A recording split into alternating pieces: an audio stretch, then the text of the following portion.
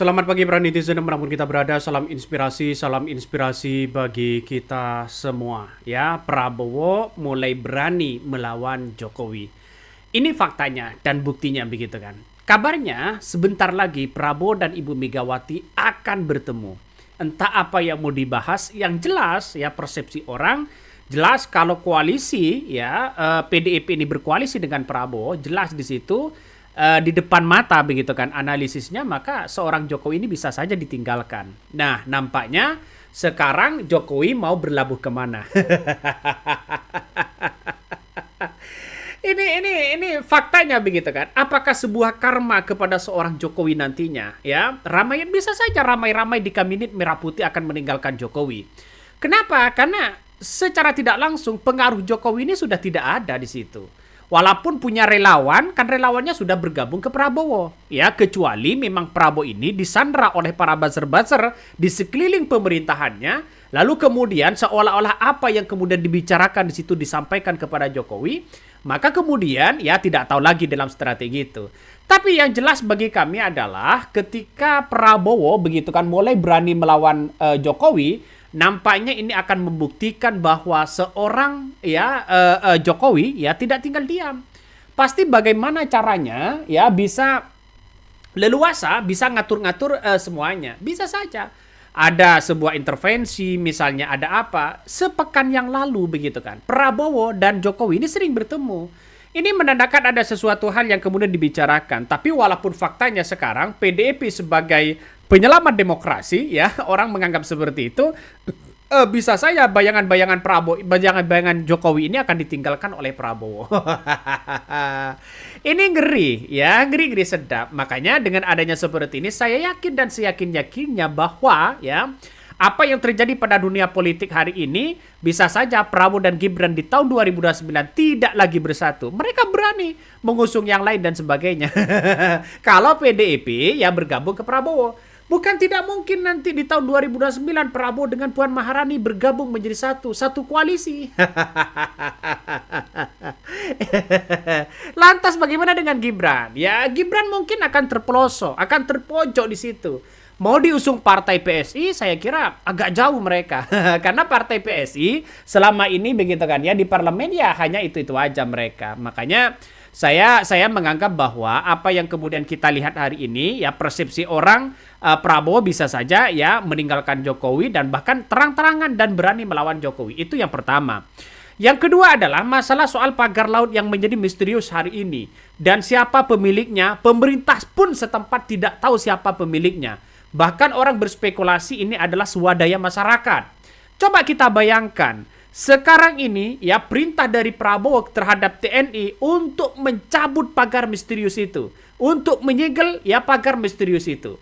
Kalau orang-orang sebelumnya di rezim Jokowi mungkin orang-orang seperti itu akan lolos. Orang-orang itu akan takut. Orang-orang itu mungkin ya seorang Jokowi tidak mungkin akan memerintahkan untuk mencabut pagar-pagar itu. Kenapa? Karena di semuanya mungkin adalah orang-orang Jokowi. Dan ini sebagai bukti nyata bahwa Prabowo suatu saat nanti bisa meninggalkan Jokowi. Suatu saat nanti berani lawan Jokowi. Ya, dua fakta inilah sudah jelas di depan mata bahwa bayangan-bayangan seorang Jokowi sudah tidak ada lagi di Prabowo. Ini ngeri-ngeri sedap, bos. Ya, ngeri-ngeri sedap. Makanya dengan adanya seperti ini orang bisa melihat ya bagaimana karakter Prabowo hari ini. Saat ini percaya kepada Prabowo walaupun di Pilpres lalu saya tidak memilihnya. Saya percaya Pak Prabowo bukan orang tamak, hanya ikut riak gelombang Jokowi agar bisa menang di Pilpres dan akan berbuat baik untuk rakyat, bukan untuk Jokowi. Betul begitu kan? Artinya apa? Artinya walaupun seorang Jokowi punya sumbangsi besar untuk memenangkan Prabowo, tapi pada hakikatnya bukan soal untuk menguntungkan soal Jokowi, tapi bagaimana kesejahteraan masyarakat, bagaimana masyarakat ini benar-benar dilayani oleh presiden. Kalau toh pada hakikatnya hanya politik ini hanya balas budi, maka saya kira bagaimana seorang Jokowi di 2017 ya, yang bawa Jokowi 2017 itu adalah Prabowo begitu kan? Ya, coba kita bayangkan, walaupun kabarnya PDIP tidak setuju Jokowi mau dicalonkan ya gubernur pada waktu itu. Tapi dengan ngototnya Partai Gerindra Prabowo Subianto membawa Jokowi ke Jakarta. Dan inilah apakah sumbangsi itu? Ya saya kira kalau kita berbicara sumbangsi politik, maka lunaslah seorang Prabowo. Tidak ada lagi ya balas budi kepada Jokowi. Jadi sudah saatnya seorang presiden itu adalah melihat kesejahteraan masyarakat, bukan melihat keuntungan-keuntungan dan kepentingan-kepentingan politik yang selama ini dicabik-cabik oleh rezim Jokowi. Kan itu logikanya. Jadi sudah saatnya diperbaiki oleh seorang Prabowo begitu. Coba kita baca ini. Bukan melawan siapa tahu presiden ya Prabowo, mulai terinspirasi buku Paradoks Indonesia yang beliau tulis. Mumpung punya kewenangan besar siapa tahu lo. Nah ini. Kesempatan hanya sisa satu kali bagi Yang Gemoy untuk jadi RI. Ya, makanya dengan adanya seperti ini, janji-janji Prabowo dan bahkan sumpah Prabowo begitu kan. Sebelum meninggal, dia mengatakan harus diberikan kesempatan untuk mesejahterakan masyarakat Indonesia. Dan itu janji Prabowo loh. Makanya tidak heran ya Prabowo sudah menjabat 4 bulan ini ditagih oleh masyarakat satu persatu. Soal masalah supremasi hukum ya mulai agak jalan ke yang benar begitu kan, walaupun masih banyak PR yang kemudian dilakukan oleh seorang Prabowo begitu kan ya. Mulai segi ekonomi ya saya kira masih belum nampak begitu di era hari ini, nampaknya masih banyak orang-orang Jokowi masih ketakutan di situ begitu kan ya. Kalau saya memanai lain, jangan-jangan Partai Banteng sudah tidak berdaya. Pertanyaannya adalah, apakah dijadikan Hasto sebagai tersangka KPK tidak dipikir dengan matang? Menurut saya sudah pasti dipikir dengan matang. Apapun perlawanan mereka, tentu pula sudah disiapkan penangkisnya. Makanya umpan PDIP ini terhadap Jokowi begitu kan. Ini sudah sukses saya rasa. Kenapa kok saya katakan seperti itu? Ya karena pertama adalah ketika umpan Prabowo ini dijadikan tersangka oleh KPK, maka semua skandal-skandal Jokowi, keluarga-keluarga Jokowi begitu kan, dibongkar habis oleh Hasto, dibongkar habis oleh simpatisan PDIP, dan bahkan Ibu Koni punya alat bukti dan sekarang bertambah 32 alat bukti skandal keluarga Jokowi dan Jokowi. Nah inilah yang kemudian kalau Hasto sudah jadi tersangka tidak ditahan hari ini ada apa? Kan itu pertanyaannya. Jangan-jangan Jokowi takut menghadapi PDIP. Siapa yang kuat antara PDIP dengan Jokowi begitu kan? Karena pada kenyataannya adalah PDIP ini adalah kendaraan politik, kuat di parlemen, kuat secara instansi, kuat secara simpatisan, kuat secara pendukung. Seorang Jokowi kuat di pendukung tapi tidak punya partai.